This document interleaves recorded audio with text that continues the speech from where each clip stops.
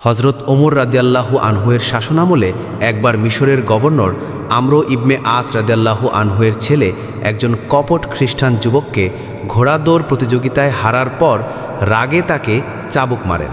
আহত যুবক মদিনায় এসে খলিফা ওমর রাদিয়াল্লাহু আনহুয়ের কাছে বিচার চায়। ঘটনা শুনে হজরত ওমর রাদিয়াল্লাহু আনহু তৎক্ষণাৎ গভর্নর ও তার ছেলেকে মদিনায় তলব করেন।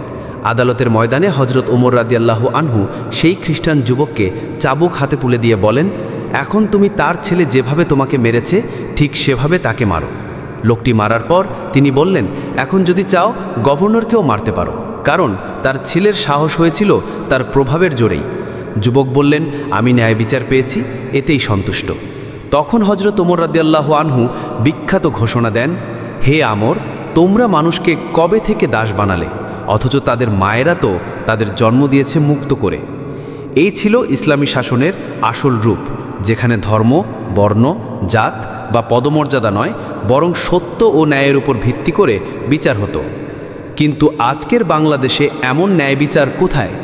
যদি হজরত ওমর রাদিয়াল্লাহু আনহুয়ের শাসনের সেই কঠোর ও নিরপেক্ষ বিচার ব্যবস্থা আমাদের দেশে কায়েম থাকত, তাহলে সমাজ থেকে নির্মূল হয়ে যেত খুন, ধর্ষণ, ঘুষ, অন্যায় আর দুর্নীতির মতো ভয়াবহ অপরাধগুলো। মানুষ বাঁচত নিরাপদে, নির্ভয়ে।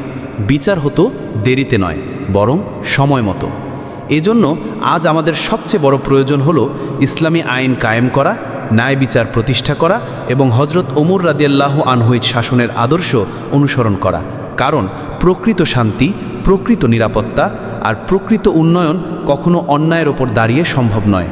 ন্যায়ই হলো শান্তির মূল ভিত্তি। একজন আদর্শ শাসক হজরত ওমর এর জীবন থেকে শিক্ষা নিয়ে বর্তমান সমাজ ও রাষ্ট্র ব্যবস্থার দর্পণ।